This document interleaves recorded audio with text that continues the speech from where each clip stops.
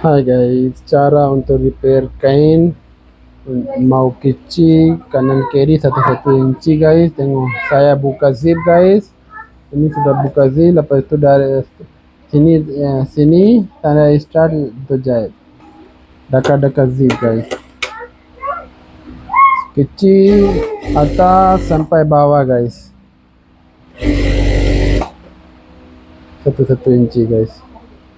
Ini customer beli, dia dapat busa, dia bawa, dia cakap mau kecil 1 inci, mau pendek 1 inci.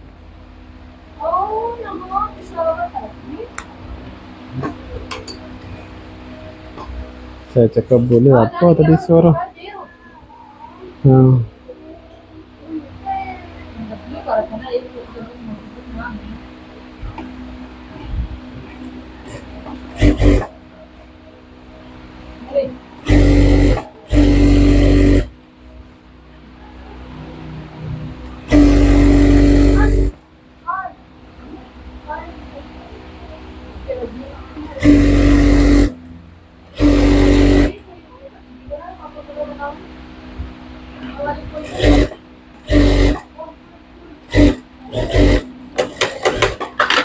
Ini dah buat kecil guys, lepas tu nak jahit balik zip guys.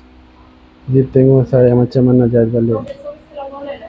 Tengah zip macam tu guys, kena buka jahitan lama ni. Buka jahitan lama. Buka 2 sampai 2 inci guys. Yang lain tak payah buka. Buka sampai sini saja.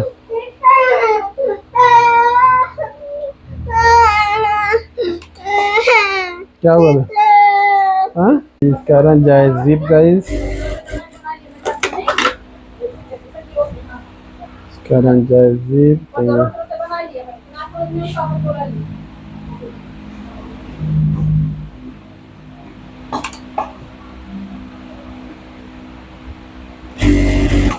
Senang boleh jahit guys.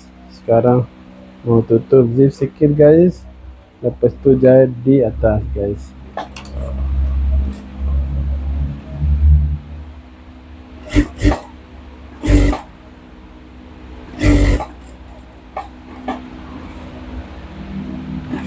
Sini pusing 2 kali guys. Itu sama juga jahit 1 tapak kira setengah inci guys. Setengah jahit setengah inci. Jahitan buka sikit-sikit.